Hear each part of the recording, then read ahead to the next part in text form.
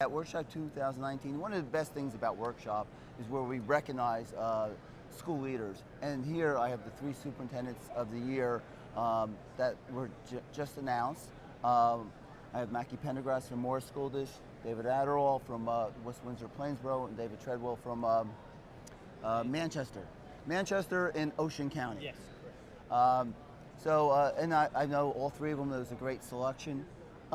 First of all, how did you feel when you got the nomination and then you got the state award?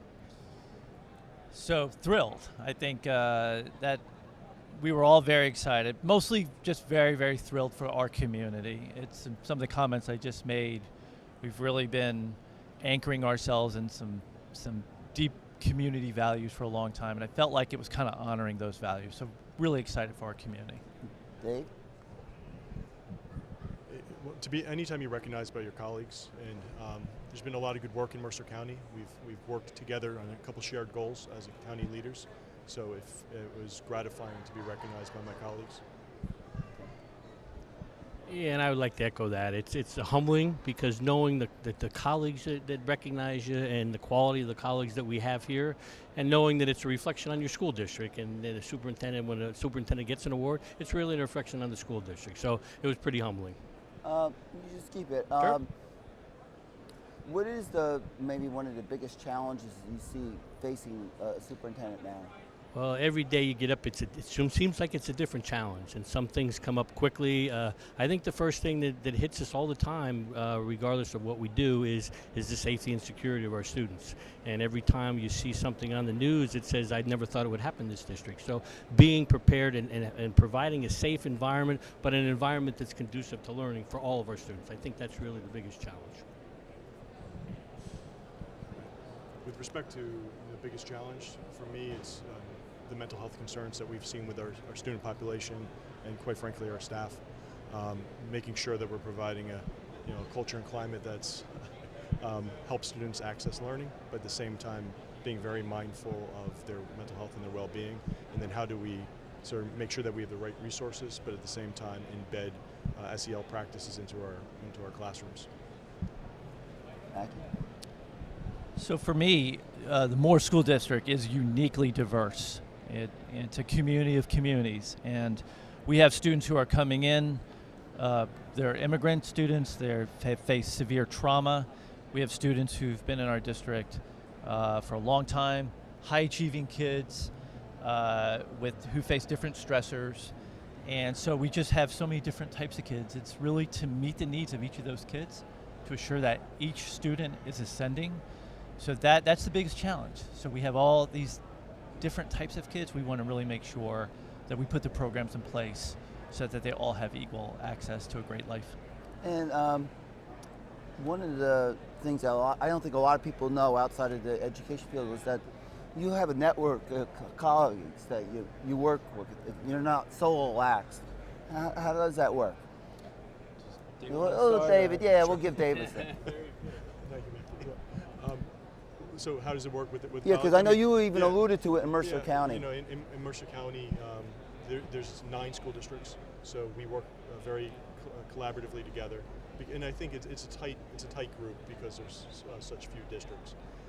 But because I've been able to extend out into some other organizations, so I've joined the New Jersey Network of Superintendents and the Garden State Coalition of Schools, serve in leadership capacity in both those organizations. So trying to find ways to connect with others so that we can work on shared initiatives has been a strategy to help strengthen, and whether it's participating with ASA's Ledge Committee or whatnot, each time that I'm around my colleagues, I'm getting new ideas, I'm learning from them, things I can bring back to the district and service for kids. Okay.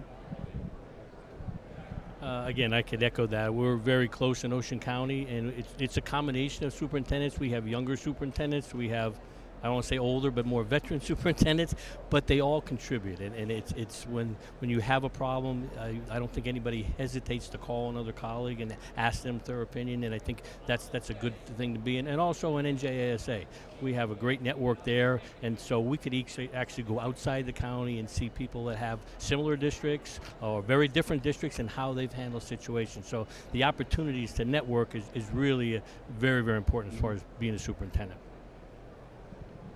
So it's similar in Morris County, although there's 40 school districts, and it's a great group of superintendents who we get together monthly. I rely on them so much. It's an amazing group. But again, I don't think you can be a really successful superintendent unless you're really actively trying to broaden that network. Morris School District is part of this League of Innovative Schools, which is a national organization of superintendents. And Eric Gunderson in Pascack Valley and Chuck Sampson in Freehold are also part of that. And again, it's just superintendents really working together to solve tough challenges. I don't think we could do our job at all unless we had those networks. So the NJSA is one of those critical organizations for all of us. Now, education's also, it's a partnership. You have to work with the board. Yeah. So how important is the support of your local board to make you successful in the district? Well, it's everything, right? We talk a lot in our district, and I'm sure in other places. You win with people. You win with people. And so it's really partnering with the Board of Education to really understand and create that vision for that community. That's the direction where that community wants to go. And then it's our job through that partnership. We're partnering with the board, partnering with the teachers, partnering with the parents to really make that vision a reality. But that's everything, is that relationship with the Board of Ed. I have to echo that. I've been very fortunate to have a supportive board, and I think collectively we're not here without that. So making sure we have a very strong strategic plan, the board supported and endorsed, and ultimately then falls through in funds. So we let our vision drive our staffing, we let our vision drive the programs that we support, and the Board of Ed is critical through that. So we spend a lot of time together, a lot of investment in meetings, a lot of investment in retreats, making sure that we're moving forward together for the kids. And again, I don't think it's important that we always agree as a board, because it's important to get different ideas. But I think, and I'm fortunate, as I'm sure these two gentlemen are, I have a board that has the same vision in that we want to educate all our students and give them all the opportunities, and regardless of where they're coming from, but create those opportunities for them. And the community is also a very important part. I mean, we have a very unique community in Manchester Township. It's very senior oriented. The median age is 62 years old, which makes me even feel young. But they are also involved with the district and the community. They volunteer a lot. So bringing that, and the school board is a very important part of bringing the community into that and sharing that vision, as these guys said, as far as educating all of the children. And what's the biggest change you've seen as a superintendent over your time since you first started? Maybe in education, what's the biggest change? Well, the biggest change, and it's every year you can come up with something. I mean, 2 years ago, no one was talking about vaping, but that's all of a sudden an issue. But I think overlying the fact is the security has been a big issue. But then going on what these gentlemen said, education years ago, it was everybody one size fits all. We would give a whole lecture and a whole class instruction and hope everyone would get it. We now know that students learn differently, they have different skills. Equity is huge now, and it's a big part of our organization, and it should be a big part of every school district, and really educating students and giving them all opportunities, whatever their background is, and that's really the biggest change. It's a much more challenging than to just do one size fits all, but it's definitely where we're going now, and you'll see students who benefit from all of those things, yes. I'd have to echo that. 10 years ago, we weren't looking, 15 years ago, safety and security and mental health the same way as we are today. It's not that it wasn't a priority, but it's become the number one priority as we step into our each school year. But I think just the way in which the classroom shifts is just another area of focus. The idea of the way devices are utilized in classrooms now, instructional practices have to be thoughtful. So thinking in terms of like what is necessary to be a 21st century learner, what are those underlying skills, knowledge acquisition that the kids are going to need to know to be successful, is another major shift. I think everything has changed, right? I think everything has changed. And our students, they're going to be entering a world where artificial intelligence is going to grow and grow at such an exponential rate. How do we prepare kids for this world, their future, instead of our past? So everything has changed. But I think at the same time, not anything has changed. Nothing has changed. At the end of the day, our school systems are successful, like I said, by having incredible boards that we can partner with. But at the end of the day, it's the teacher, hip to hip, eye to eye with the student, who can connect with that student and inspire that student.